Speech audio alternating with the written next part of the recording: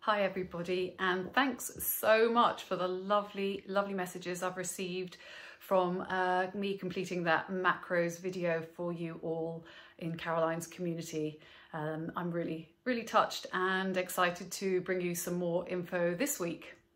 I've absolutely loved seeing your videos, your happy faces, your finishes, your wins, your successes, all in Caroline's community page. And wow, Epic 2 finished and looking forward to Epic Heat. Wow, this is so exciting.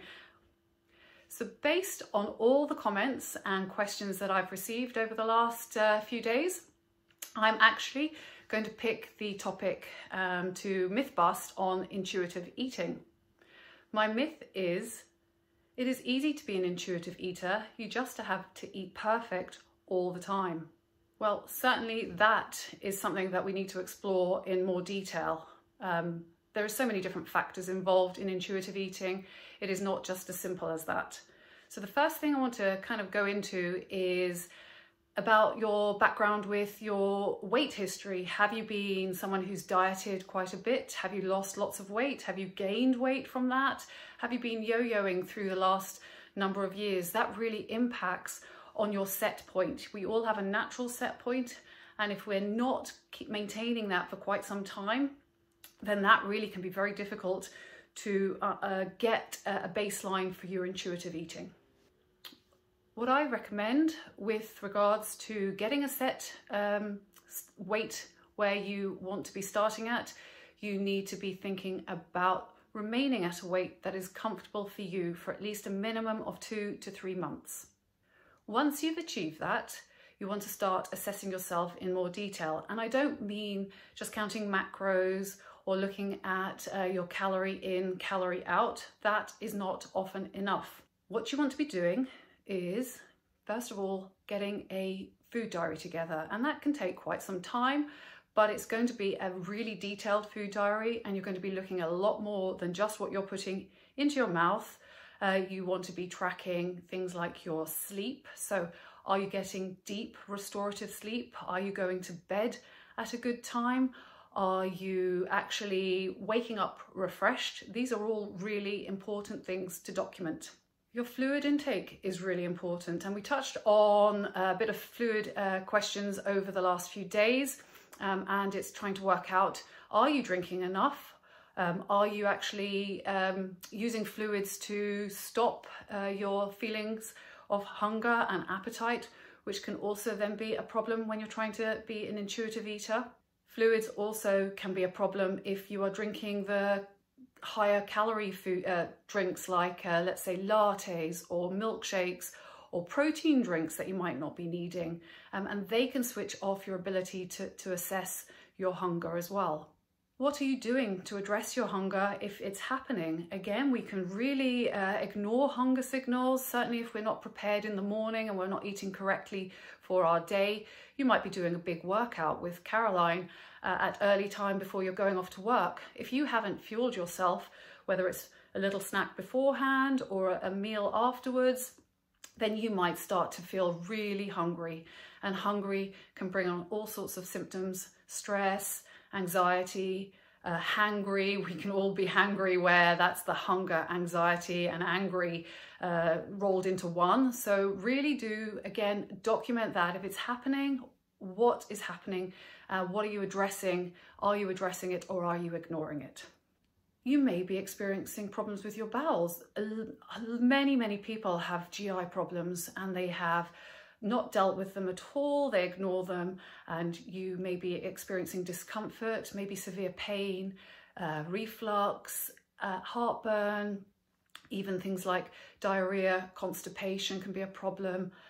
Bloating, wind are very much something that I see in my clinic every day. So for sure, they are needed to be documented. And then what are you going to do about them? Linked into that, actually, and all the other things that we've kind of touched on, would be the speed of your eating. Are you sitting at your desk eating away without even realizing what you're doing? Are you eating your breakfast on the go as you're trying to get ready to go out the door, get the kids to school, if we weren't in COVID? all these factors really play a great role in how your body works to signal to the brain and the gut, like I mentioned last week. So it takes 20 minutes from the time that you start eating for your body, your tummy, to have stretch receptors, releasing hormone, the leptin, to signal to the brain that it's all okay, we've had some food, we're going to be fine. So definitely, if you are not letting that signaling happen, then you will not be able to probably control your abilities to be intuitive. Again, with that, if you're not intuitively eating in the sense of eating too fast, you then might be struggling with feeling overly full after each meal. Or maybe it's one particular meal, like your evening meal. And overly full is not a very nice feeling. We need to have our foods digested so that when we go to bed, we get the ability to repair and replenish our bodies after a long day. And certainly being active, you want your muscles to be able to get you through to the next day and recover, repair, and certainly be ready for Caroline's workouts. Another thing that I do see in my clinics are where people get really hooked on doing exercise, but it's not enjoyable anymore. And that's really upsetting, because exercise should be fun. It should be part of just your general go-to and move on from, but have really got benefit from it mentally, physically, strength, and feeling good about yourself. So if you're using exercise far too heavily for the fear that you're eating incorrectly, then that needs to be addressed as well. Document that and then see if you can work on it. So these are your red flags, is what I would call them. We use red flag term for all sorts of different diagnoses and issues that we have to address, but they would be your flags to address and to work on. So you're going to start off by taking it in small steps. So it's not got to be, if you're looking at your record of what you've been doing and realize that you've got 3 or 4 major areas that you need to address and maybe 2 or 3 other minor areas, then you formulate yourself a plan, and it has to be easy, manageable. You know, you have to be accountable, so you don't want to be feeling like it's too much and that you're going to let yourself down and feel like it's been another mistake or something that you've got to revisit again. You want to get it right, then you take it in small, easy, manageable steps. If you find that these changes that you have written down, you've documented, you've worked through, you've tried to find a positive way to address them so that you are slowing down with your chewing, you're mindful about your eating and so on, and they're things that you are finding you are not feeling the best, then I would be really recommending you go and get some bloods done. There's many bloods you can get checked, but some simple key ones that I would be highlighting would be things like your B12, your folate, your vitamin D, your iron levels. We're all at different stages of our lives. We've all got different things that can impact on us. Certainly vegans, keto diets, there's so many different things that we're all doing that there may be an area that needs addressed with looking at your diet in a micronutrient way. So for me, and certainly for what I require in my clinical work for my patients, would be to go down the route of the 80-20 rule, so that you're not depriving yourself every day of some 1 or 2 things that you can enjoy and then move on from and not feel guilty, because it's really important not to associate food with a feeling of guilt.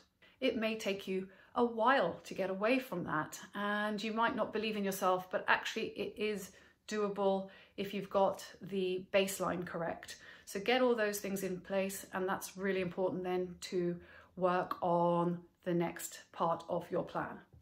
I would be suggesting you keep a really good supply of food in your fridge. That is often where many people are busy with their day, with their kids, their families.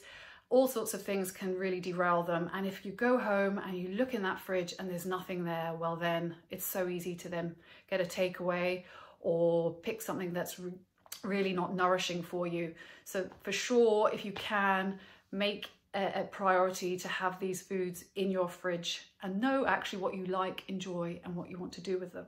Things that I love to have in my fridge would be plenty of good quality fresh food like fish, meat, chicken, eggs, vegetables, plenty of veg. Definitely you want to be getting 30 different choices of veg in your week if you can. And I know that sounds a huge amount, but actually it isn't too bad. If you can get a couple at lunchtime and a couple more in the evening, then you could almost create an easy way to boost your vegetable intake. And fruit is really good too. You want to be including fruit in your everyday 2 to 3 portions. What you really can benefit from is not getting caught up when you're shopping and picking up things because you're hungry. I see this a lot where people are really good. They have worked so hard and then they get derailed when they go shopping, and they pick up things like donuts or chocolate bars that they wouldn't normally actually probably fancy, but because they've been so strict and they've been restricting themselves all week, then they kind of find the weekend is the time that it derails them. So that's why I prefer the 80-20 rule, where you have a little bit of what you like once in the day. Petrol stations, service stations, they are the one thing also that I find a lot of men, when they're on the road, would be very keen to stop off and have a snack or something quick and easy. And that actually can be quite unhealthy. Even when you think you're having a healthy, maybe alternative quick snack or a meal, it can be full of unpleasant saturated fats, and they can be quite inflammatory. Don't strive for perfection at mealtimes. We see this all the time on our social media feeds. That is not reality. Get that food, put it on the plate, flavor it up with herbs, spices, lots of veg, lots of easy things that you will enjoy, and don't make it something that has to be pretty. Some really simple snacks that I think really work well for people, because you're not going to eat a lot of, is something like wasabi peas. They're hot, spicy, they hit the back of your throat, and they give you a feeling of a snack, and have that with a drink. Things like chickpeas you can roast up really quickly again. Kale chips, they're wonderful. Bit of olive oil on kale, bit of sea salt, roast them in the oven for 10 minutes and they're great in an evening. And certainly something that I like to pick at. Equally, things like nuts, seeds, dark chocolate, you don't need to put them into a protein ball to make them seem like that's what you need to do. You can just eat them all separately, a real benefit to you. Definitely what you don't want to do is feel guilty about eating any food. If you're eating a variety, if you're eating foods that you enjoy, that you like the taste of, then try and recreate them as healthy as you can, using lots of flavors. And then when you do come to eating something that you enjoy, and it's from a takeaway, or whether it's a tasty snack, keep it to a minimum, but enjoy it. Move on from it and don't feel guilty. So I hope that gave you some really key thoughts, tips, ideas on why intuitive eating can be really quite more than being perfect. It doesn't have to be. Eat well and then have a little small something that you enjoy and move on with your day. Enjoy Caroline's workouts and be happy.